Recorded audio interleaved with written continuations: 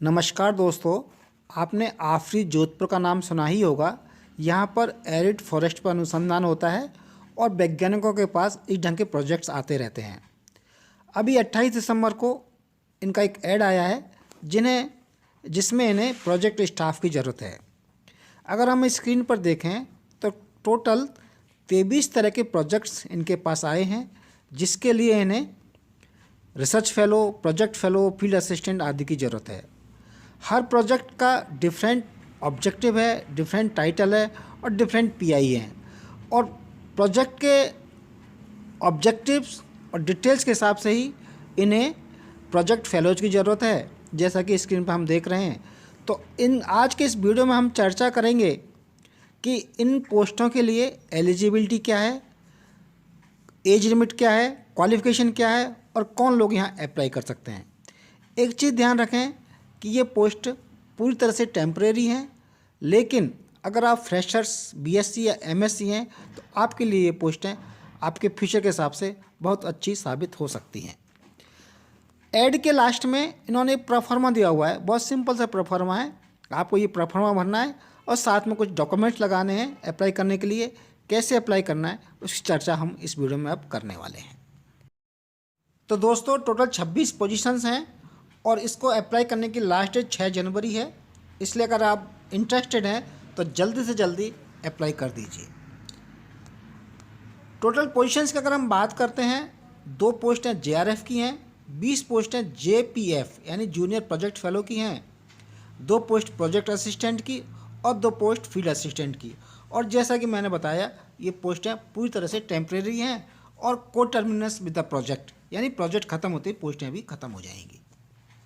Application submission में क्या चाहिए, एक तो जैसे मैंने प्रेस्क्राइब्ड फॉर्मेट आपको बताया ही था, उसको पूरा भरना है।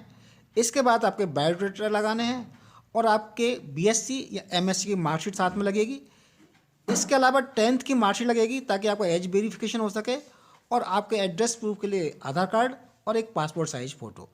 ये सारी चीज़ें आपको एक पीडीएफ बना के, और जो कंसर्न पीआई है यानी जिस प्रोजेक्ट में आप इंटरेस्टेड हैं उसको मेल करनी है। मेल आईडी उस पीआई का आपको एडवर्टाइजमेंट में दिया हुआ है, तो आप पूरा ऐड ढंग से पढ़ें और उसमें देखें कि आपकी एलिजिबिलिटी कहाँ है या आप कहाँ इंटरेस्टेड हैं। उसी के पीआई को ये अपनी एप्लीकेशन भेज सकते हैं।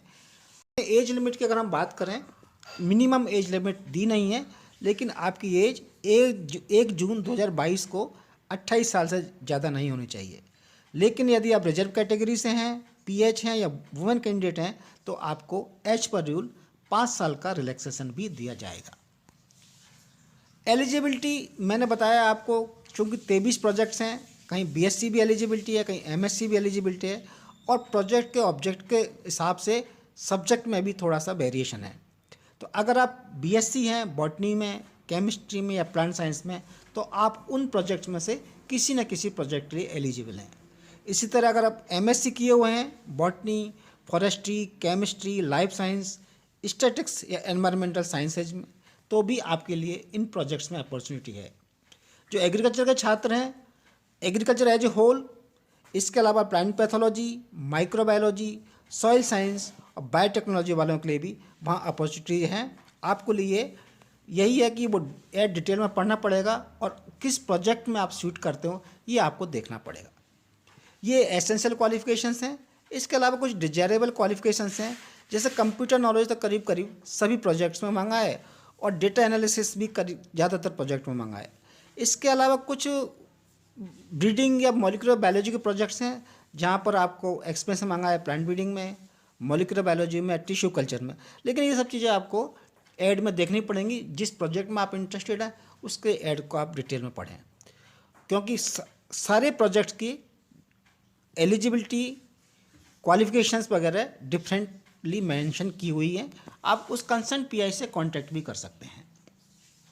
इम्पोर्टेंट डेट्स की अगर हम बात करें तो इसकी लास्ट डेट 6 जनवरी है। एक चीज़ ध्यान रखने की है कि एप्लीकेशन आपकी पीडीएफ बनकर मेल से ही जाएगी और आपको कंसर्न पीआई को ही मेल करना है। डायरेक्टर को या किसी अन्य को मेल भेजने की ज़रूरत नहीं है, और ना ही बाई पोस्ट आपको बायोडाटा सबमिट कराने हैं।